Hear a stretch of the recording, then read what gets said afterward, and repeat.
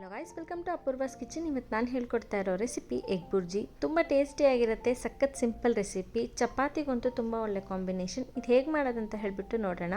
ಮೊದಲು ಒಂದು ಪ್ಯಾನ್ಗೆ ನಾನು 3 ಟೇಬಲ್ ಸ್ಪೂನಷ್ಟು ಎಣ್ಣೆ ಹಾಕೋತಾ ಇದ್ದೀನಿ. ಎಣ್ಣೆ ಕಾದ್ಮೇಲೆ ಇದಕ್ಕೆ 4 ಈರುಳ್ಳಿನ ನಾನು ಸಣ್ಣದಾಗಿ ಕಟ್ ಮಾಡಿಕೊಂಡು ಹಾಕ್ಕೊಂಡಿದ್ದೀನಿ.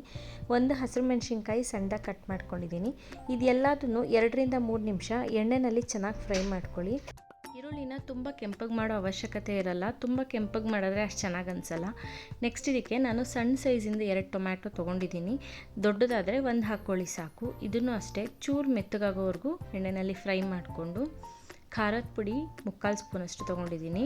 ಅರ್ಧ ಸ್ಪೂನಷ್ಟು ಕೊತ್ತಂಬರಿ ಪುಡಿ, 1/4 ಸ್ಪೂನಷ್ಟು ಅರಿಶಿಣದ ಪುಡಿ, ಗರಂ ಮಸಾಲ ಅರ್ಧ ಸ್ಪೂನಷ್ಟು, ಜೀರಿಗೆ ಪುಡಿ 1/4 ಸ್ಪೂನಷ್ಟು, ಉಪ್ಪು ರುಚಿಗೆ ನೋಡಿಬಿಟ್ಟು ಇದೆಲ್ಲದನ್ನು ಹಾಕಿಬಿಟ್ಟು ಚೆನ್ನಾಗಿ ಮಿಕ್ಸ್ ಮಾಡ್ಕೊಳ್ಳಿ. ಖಾರದ ಪುಡಿ ನೀವು ಹೆಚ್ಚು ಕಮ್ಮಿ ಮಾಡ್ಕೋಬೋದು, ಸ್ವಲ್ಪ ಜಾಸ್ತಿ ಬೇಕಂದರೆ 1 ಸ್ಪೂನಷ್ಟು ನೀವು ಹಾಕ್ಕೊಳ್ಳಿ. ನೆಕ್ಸ್ಟ್ ಇದಕ್ಕೆ 1 ಸ್ಪೂನಷ್ಟು ಬೆಣ್ಣೆ ಹಾಕೋತಾ ಇದ್ದೀನಿ. ಸ್ವಲ್ಪ ಕೊತ್ತಂಬರಿ ಸೊಪ್ಪು. ಬೆಣ್ಣೆ ಹಾಕ್ಕೊಂಡ್ರೆ ಎಗ್ ಬುರ್ಜಿ ಟೇಸ್ಟ್ ತುಂಬ ಚೆನ್ನಾಗಿ ಬರುತ್ತೆ ಮತ್ತು ಎಗ್ಗು ತುಂಬ ಮಾಯಿಸ್ಟಾಗಿ ಮತ್ತು ಸಾಫ್ಟಾಗಿರುತ್ತೆ. ನೆಕ್ಸ್ಟ್ ಇದಕ್ಕೆ ನಾನು ಮೊಟ್ಟೆನ ಹಾಕ್ಕೋತಾ ಇದ್ದೀನಿ. ನಾನಿಲ್ಲಿ ಹತ್ತತ್ರ 7 ಮೊಟ್ಟೆನ ತೊಗೊಂಡಿದ್ದೀನಿ. ನೆಕ್ಸ್ಟ್ ಇದಕ್ಕೆ ಕೊತ್ತಂಬರಿ ಸೊಪ್ಪು ಸ್ವಲ್ಪ ಹಾಕ್ಕೊಂಡು ಇದನ್ನ ಇವಾಗ ಚೆನ್ನಾಗಿ ಮಿಕ್ಸ್ ಮಾಡ್ಕೊಳ್ಳಿ. 3 ರಿಂದ 4 ನಿಮಿಷ ಇದನ್ನು ಮೀಡಿಯಮ್ ಫ್ಲೇಮಲ್ಲಿ ಇಟ್ಕೊಂಡು ಮಿಕ್ಸ್ ಮಾಡ್ಕೊಳ್ಳಿ.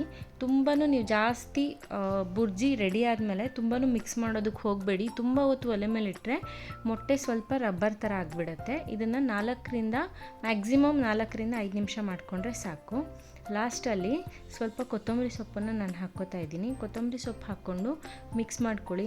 ಇದು ಹಾಗೆ ತಿನ್ನೋಕ್ಕೂ ಚೆನ್ನಾಗಿರುತ್ತೆ, ಚಪಾತಿ ಜೊತೆಗೂ ಚೆನ್ನಾಗಿರುತ್ತೆ. ಇವತ್ತು ನಾನು ಮಾಡಿದ ರೆಸಿಪಿ ನಿಮಗೆಲ್ಲ ಇಷ್ಟ ಆಗಿದೆ ಅಂತ ಅಂದ್ಕೊಂಡಿದ್ದೀನಿ. ಇಷ್ಟ ಆಗಿದ್ರೆ ನನ್ನ ಚಾನಲ್ಗೆ ಸಬ್ಸ್ಕ್ರೈಬ್ ಆಗಿ, ಹಾಗೆ ಲೈಕ್ ಮತ್ತು ಕಮೆಂಟ್ ಮಾಡೋದನ್ನು ಮರಿಬೇಡಿ. Thank you for watching this video.